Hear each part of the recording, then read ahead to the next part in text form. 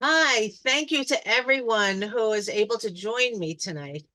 I presented a version of this program at the OU Israel Le'ela luncheon recently. And with the help of my friends, Toby Klein Greenwald, who saves everything, and video editor Daniel Sass, I was able to add a video to tonight's program. Thank you to my sister for being a co-host, and welcome, friends. Happy Purim, and thank you for coming. I'd like to dedicate tonight's program to my dearest, magnificent mother, Bati, Bracha Riva, Bat Falka and Chaya Basha, Zichrona Levracha. Bati was a real Purim girl. For almost 50 years in North Woodmere, she helped organize her shul's Purim Mishloach Manot. And when she moved to Florida, my sister and brother-in-law took her along to the Chabad of West Palm Beach for all their celebrations. Bubby, in every way, was our family's heroine and our queen, and she really loved Purim. May her neshama have an aliyah. When a good girl plays a diabolical evil villain. I had fun at the OU, and I thought that I would share the program that I made for them, and for those who weren't able to come. Most of the photos are by Rebecca Kowalski and Beth Lannon. The videos of Esther and the Secrets in the King's Court of 2002 are by Jesse Schechter, and Esther 2012 by Chaim Snow. What's a good girl? Well, to put it in perspective, I got in trouble one time during my entire school career. One time in the 4th grade, I talked once to a friend in the coat closet while getting my coat. That offense was so egregious that my mother, Zichrona Levracha, was called into school. So I've tried to go forward over the next almost 60 years on the path of good. I've done my best to be kind and friendly to everyone I've met.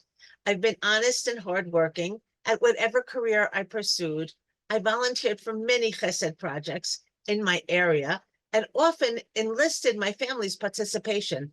I try to drive carefully and so traumatized by my 4th grade troubles that I never speak when I'm in the closet. Never. I've been a writer for my entire life. I've written for newspapers, magazines, film, theatrical productions, show business newspaper, The Hollywood Reporter, Voices Magazine, Raise Your Spirits Theater, the Women's Performance Community of Jerusalem, and Torah Live educational films. I had never really been a performer unless you count PTA shows. I have always been behind the camera and behind the screen. And I especially never envisioned myself as a diabolical evil villain until 2001. Even then, if I had gone on the stage, I would have imagined myself as the hero, Joseph, King David, maybe not as a shepherd boy, but a little older, Sarah Imenu, Ruth, and of course, Purim's heroine, Esther. According to Rav, she was 40 years old. Shmuel said she was 80, and the sages say she was 75. So I could have played her at any time.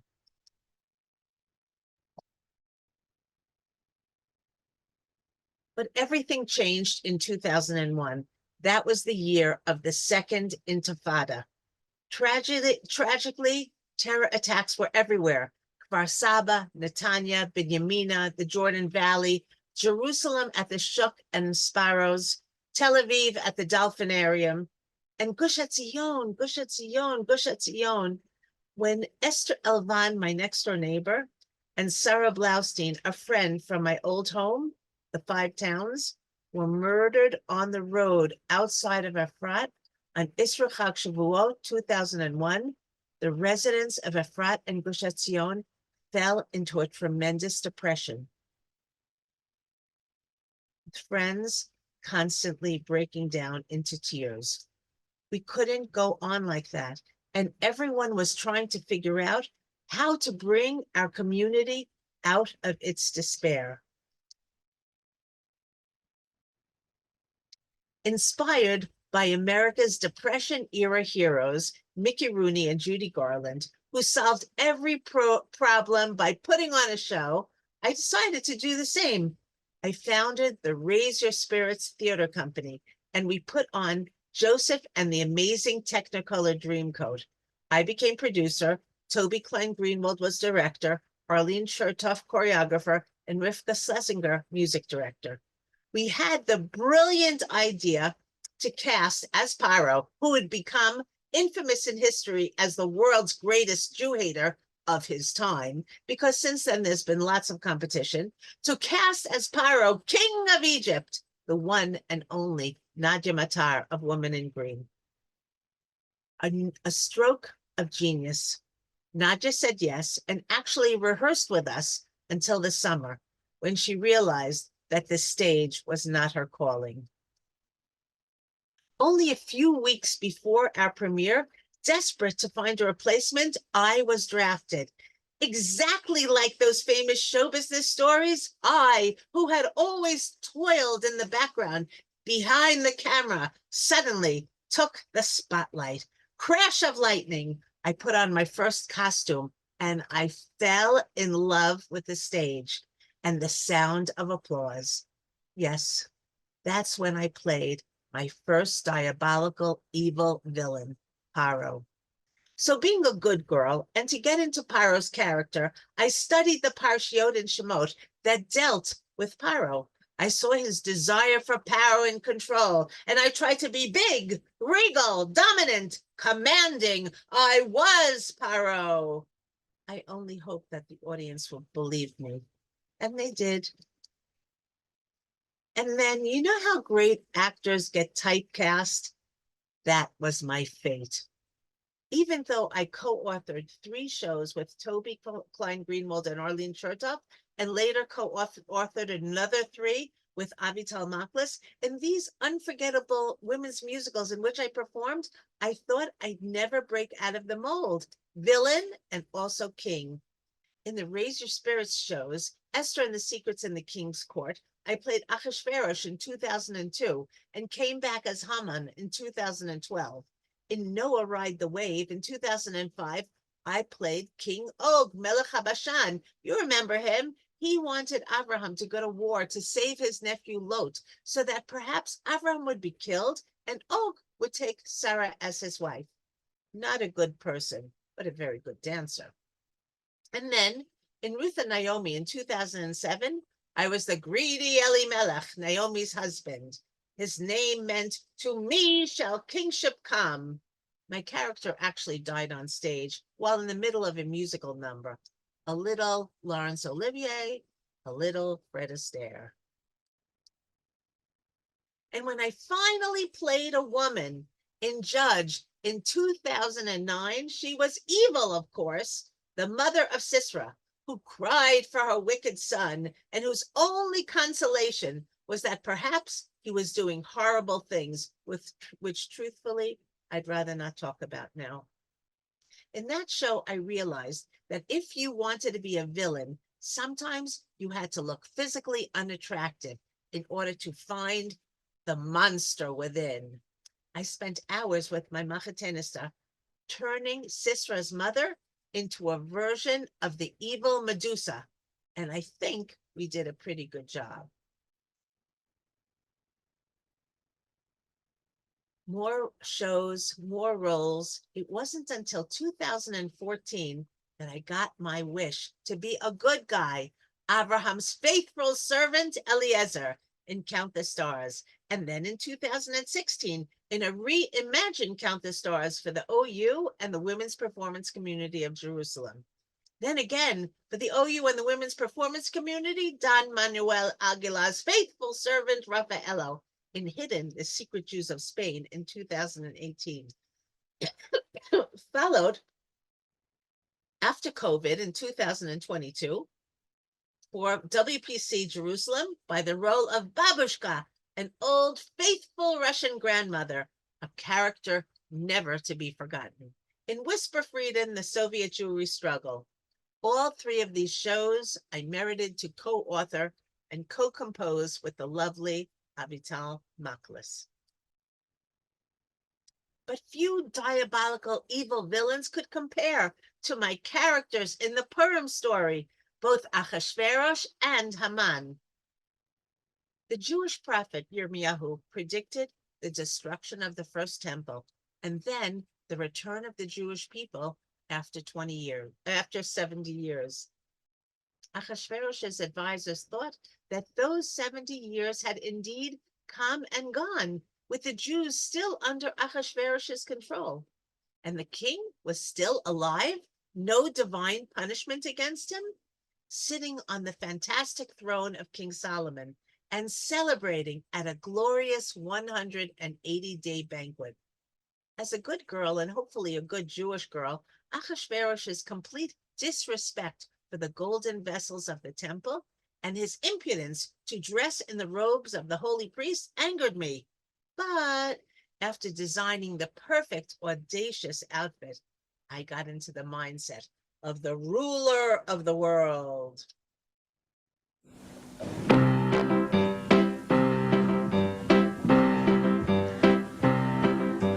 Gather round, all my fans, it's time to drink and dance, 'cause it's been 70 years and I'm still here.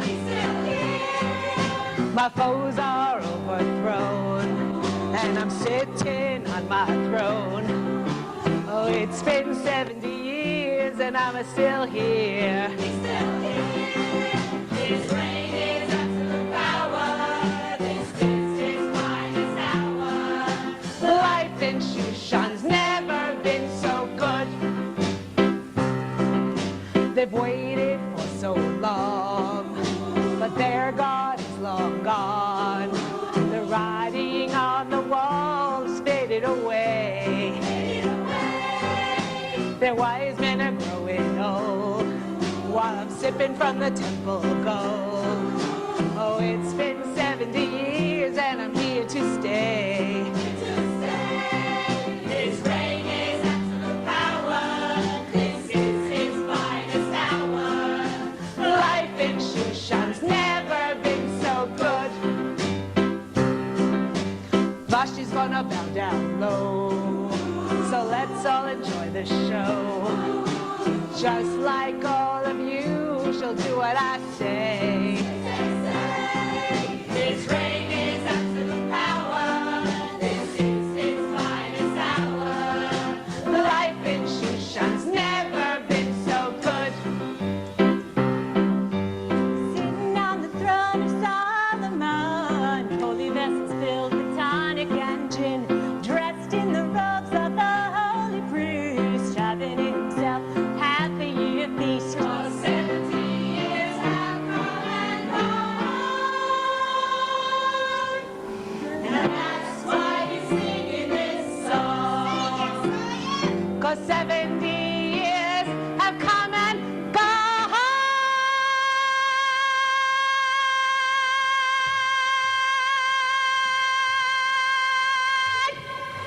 and I'm still singing this song.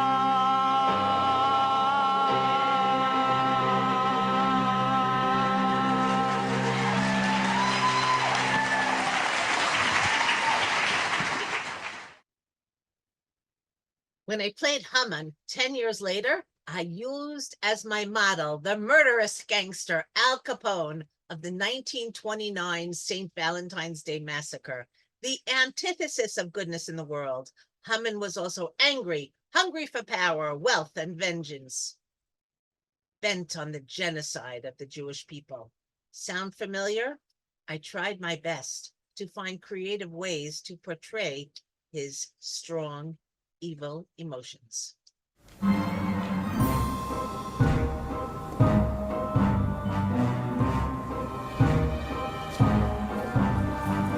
king gave me a promotion for my wisdom and my devotion. Now they all must bow down when you walk through the town, Or their feet for the sharks in the ocean. Everyone in my path hits the gutter, but that Jew at the gate makes me shudder. My command he rejects, he won't give me respect. He will be trashed with the garbage and clutter. I have an evil plan. kill every Jew you can. I'll pick a paw. This is the cure to finish them all for sure.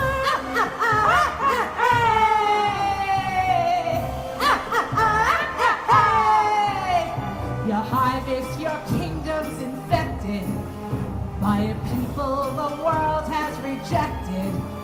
And they spread everywhere. Like a sickness, I fear they will rebel before we suspect it. If it pleases the king, let us kill them. For 10,000 coins will be rid them. Hadar is the time we can pull off this crime. Say the word and farewell we will bid them. Now Haman, take this ring. Now go off and do your thing. I'll call my men. My word they'll send. The Jews will meet their end.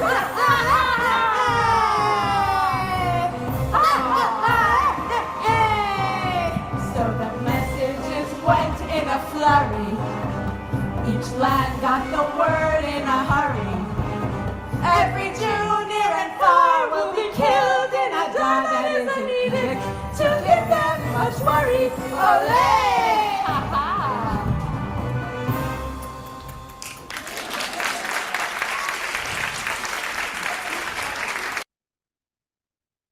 Haman's evil plot progressed and became more formidable. So even though I continued to be a good person in real life, I had to become the egotistical maniac who thought that Queen Esther had invited him to a party with Achashverosh because of his growing authority.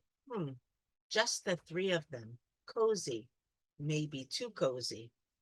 Now, since every villain has some human side, I looked for Haman's, and I decided he might have been a psychopath, but he tap danced.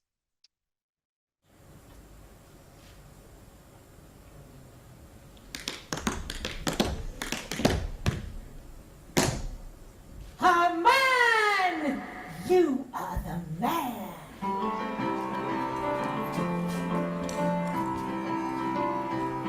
Oh, babe, I'm going to a party with the queen in the palace tonight. You? Yeah! Oh, yeah, I'm going to a party with the queen in the palace, alright.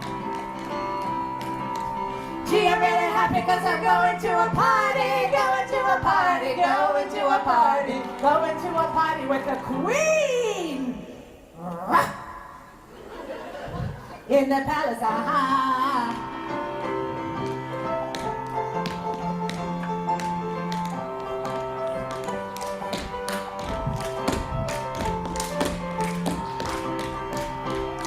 Yeah, babe, I'm going to a party with the queen in the palace tonight. Yeah, yeah, I'm going to a party with the queen in the palace, alright. Gee, I'm really happy because I'm going to a party, going to a party, going to a party.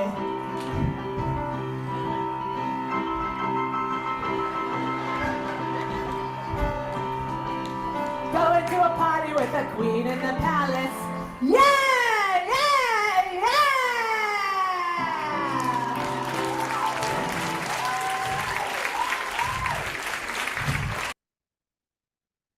We know that a villain is only as dastardly as our hero or heroine is the contrary.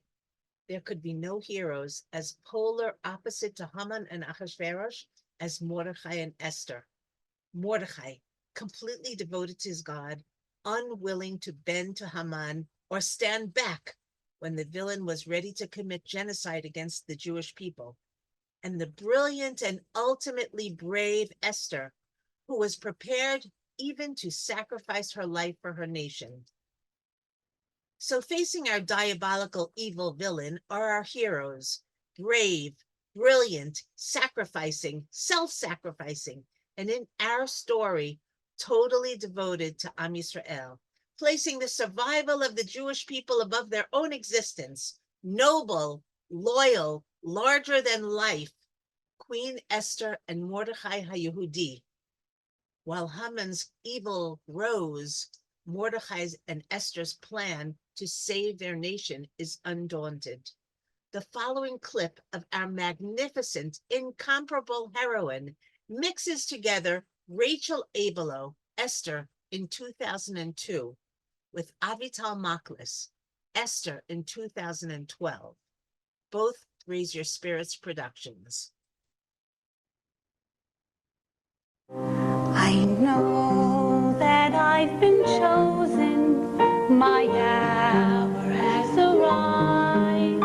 I don't know what awaits me now if I survive.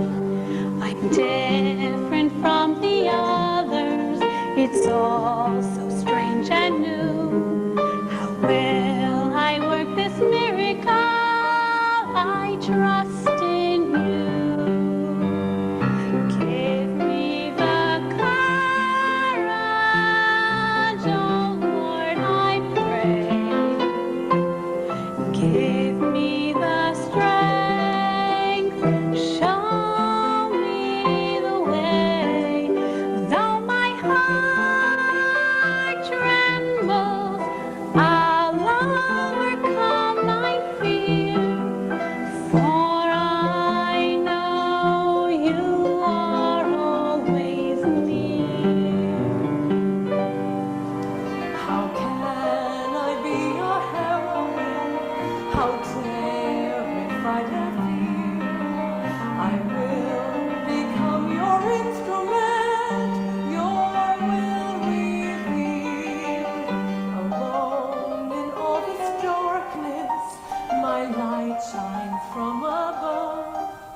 Please give me what I need to save this nation I love. Give me the courage, oh Lord, I pray. Give me the strength, show me the way. Though my heart tremble, I'll overcome my fear. For I know you are always near.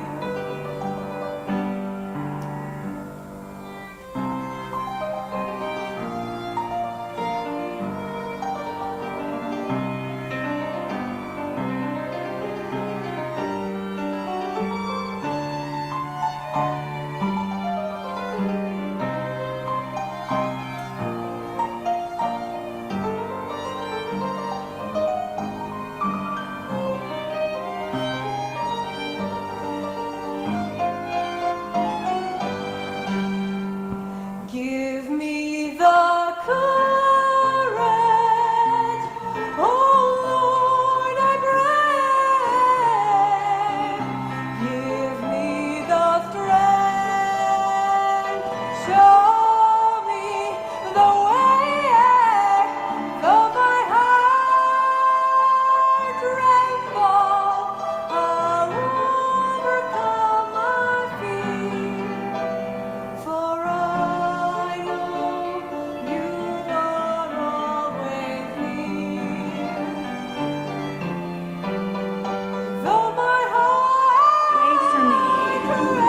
Fast for me. I'm going to the king.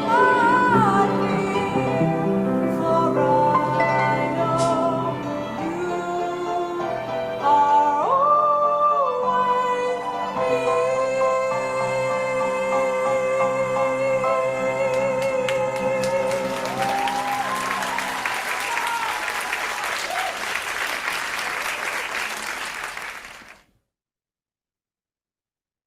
The higher they climb, the harder they fall. And the diabolical Haman, with the help of Achashverosh, came as close as possible to eradicating the Jewish people, chas v'shalom. But Baruch Hashem, and how appropriate for our times, Haman, the descendant of Amalek, fell big, thanks to the intervention of Esther and Mordechai. You know, being the bad guy in Esther was really fun. But as much as bad may be fun for a moment, we are grateful for the good that is done in this world. We know the miracles that happened in the Megillah. We celebrate them every year. We know the victory over evil, which we pray Be'ezrat Hashem will be repeated today. And although, of course, I'd like to end with one of my diabolical evil faces on the screen, instead, may I conclude with a song that I wrote about 23 years ago, about those same 70 years of exile with which Achashverosh began tonight's program. From this song, from the hearts and the minds of the Jewish people. I wrote this song 23 years ago, and I feel blessed for you to hear it now. Echoes of Jerusalem, 70 years by Mordechai Yehudi, performed by the beloved Elise Steinberg, Zichrona Livracha.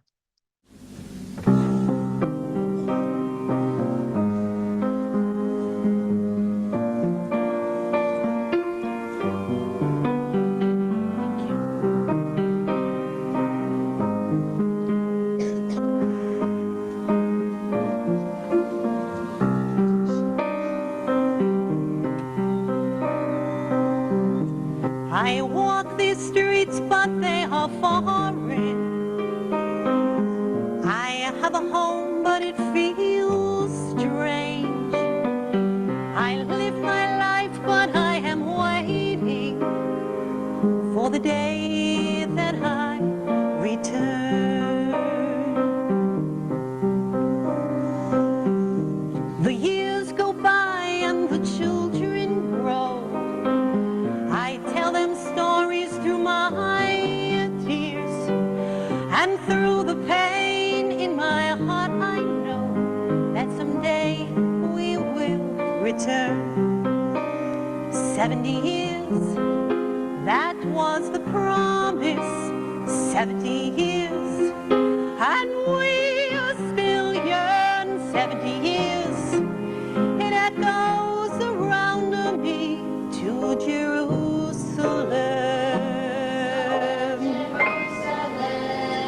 We will return. My fair city of golden light, to touch my cheek to your stone, to stand before your temple gate on the day the world atones. I turn my face to you each morning. I lift my eyes to you each night. I send my prayers across the world to you to rekindle your eternal light. 70 years, that was the promise. 70 years, and we are still young. 70 years, it echoes around me to Jerusalem.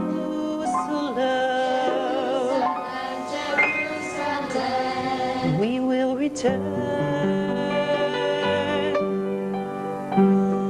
Jerusalem will one day rise again. Its streets will fill with joy and a song. Our people will rejoice in glory, and they'll walk there free and strong. 70 years, that was the promise. 70 years, and we are still young. 70 years, it echoes around me to Jerusalem.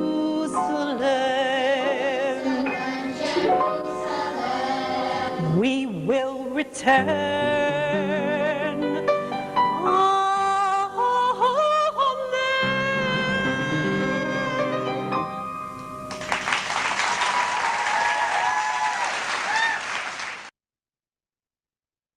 I still love sneering sometimes, but I'm happy that I have hung up my black coat and hat and returned to the real me. Thank you for joining me. Lots of love to all, and have a wonderful Purim.